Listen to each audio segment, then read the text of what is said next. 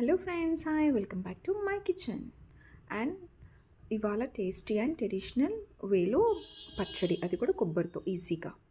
So gas on చేసుకొని కడాయి పెట్టుకొని oil heat అయ్యాక ఫస్ట్ అందులో రెడ్ చిల్లీ ఫ్రై చేసుకోవాలి. సో మన స్పైసీనెస్ని బట్టి మనం చిల్లీస్ని యాడ్ చేసుకోవచ్చు అండ్ క్వాంటిటీని బట్టి కోకోనట్ పీసెస్. సో అవి కొంచెం ఫ్రై అయ్యాక కోకోనట్ పీసెస్ చిన్న చిన్నగా కట్ చేసుకొని అవి కూడా వేసుకొని లైట్గా ఫ్రై చేసుకున్న టేస్ట్ బాగుంటుంది. మీరు ఫ్రై చేసుకోకపోయినా పర్వాలేదు, కానీ చేసుకుంటే బాగుంటుంది. అండ్ నెక్స్ట్ కొంచెం చింతపండు కూడా వేసుకోవాలి అందులోనే. సో ఇది కూడా టేస్ట్ని బట్టి, కావాలంటే కొంచెం ఎక్కువ వేసుకోవచ్చు. కరెక్ట్గా ఉంటే పర్ఫెక్ట్గా టేస్ట్ చాలా బాగుంటుంది రైస్లోకి కానీ, అంటే ఏదైనా చట్నీలోకి, దోశల్లోకి కానీ అలా చాలా బాగుంటుంది. సో ఫ్రై చేసుకున్నాక కొంచెం చల్లారాక ఇది మనం మిక్సీ జార్లోకి తీసుకోవాలి. సో ఇది ఫస్ట్ మనం వాటర్ ఏమీ యాడ్ చేయకుండా గ్రైండ్ చేసుకోవాలి పౌడర్ కింద. ఇందులోనే కొంచెం మనం ఇప్పుడు సాల్ట్, వెల్లుల్లిపాయలు నేను ఫ్రై చేయలేదు, జస్ట్ ఒక 4 to 5 వేసాను. ఇంకా sugar half spoon or else jaggery నేను చిన్న పీసెస్ వేసాను. సో లైట్గా స్వీట్గా ఉంటేనే బాగుంటుంది. దీన్ని మనం ఫైన్ పౌడర్ కింద ఫస్ట్ చేసుకోవాలి. వాటర్ ఏమీ యాడ్ చేయొద్దు. ఫస్ట్ ఇలా మనం గ్రైండ్ చేసుకున్నాక నెక్స్ట్ ఇందులో ఇప్పుడు మనం లైట్గా ఒక హాఫ్ టేబుల్ స్పూన్ జీలకర్ర వేసుకోవాలి. జీలకర్ర వేసుకొని గ్రైండ్ చేసుకోవాలి. నెక్స్ట్ ఇప్పుడు కొన్ని వాటర్ వేసుకొని మళ్ళీ దీన్ని మనం గ్రైండ్ చేసుకోవాలి.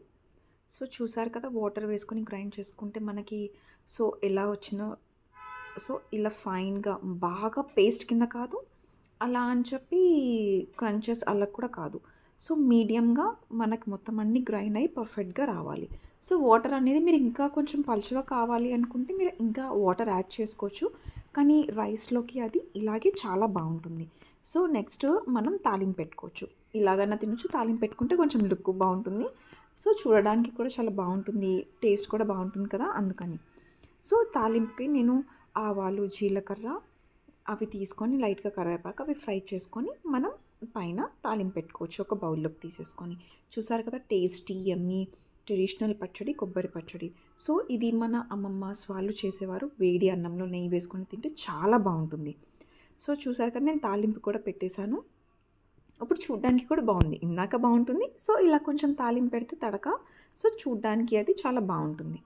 సో అందుకని మీరు ట్రై చేయండి వేడివేడి అన్నంతో. సో నెయ్యి వేసుకొని వర్షం పడుతుంటూ సో ఈజీగా ఏదన్నా పచ్చడి తినాలనిపిస్తుంది. సో కొంచెం పుల్లగా, కొంచెం కారంగా ఇది చాలా బాగుంటుంది టేస్ట్ కూడా. చూసారు కదా, ఈజీ అండ్ ట్రెడిషనల్ పచ్చడి. నా రెసిపీ మీకు నచ్చినట్టయితే please share with your friends and family. Don't forget to subscribe. Thank you for watching.